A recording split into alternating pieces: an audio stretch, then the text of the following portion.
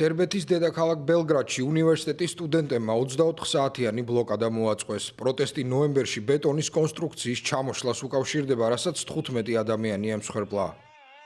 აქციის მონაწილეები ითხოვენ პოლიტიკოსებმა მომხდართან დაკავშირებით აიღონ პასუხისმგებლობა. მათი აზრით, კონსტრუქციის ჩამონგრევა კორუფციისა და არასწორი მმართველობის შედეგია. სტუდენტებმა გადაკეტეს ერთ-ერთი მთავარი საავტომობილო კვანძი, რომელიც ქალაქის ცენტრს გარეუბნებთან აკავშირებს.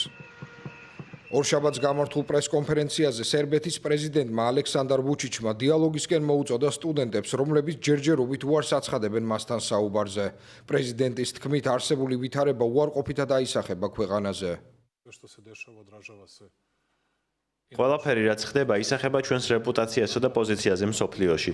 ჩვენთვის ნებისმიერი პოლიტიკური კრიზისი სერიოზულ პრობლემას უქმნის ქვეყნის ეკონომიკურ წინსვლას.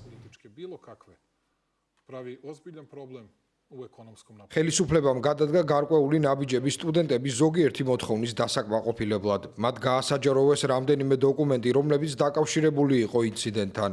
როგორც ცნობილია, ბეტონის კონსტრუქცია რკინიგზის სადგურზე, რომელიც ჩინეთის სახელმწიფო კომპანიებმა განაახლეს, მალევე ჩამოინგრა. ვუჩიჩმა ასევე განაცხადა, რომ მზადაა შეიწყალოს მომიტინგეები, რომელთა მიმართ დაწყებული იყო სისხლის სამართლებრივი დევნა და დასძინა, რომ პროკურატურამ უკვე აღძრა საქმე იმ 37 ადამიანის წინააღმდეგ, რომლებიც ორი სხვადასხვა შემთხვევის დროს ავტომობილით აქციის მონაწილეებს შეეჯახნენ.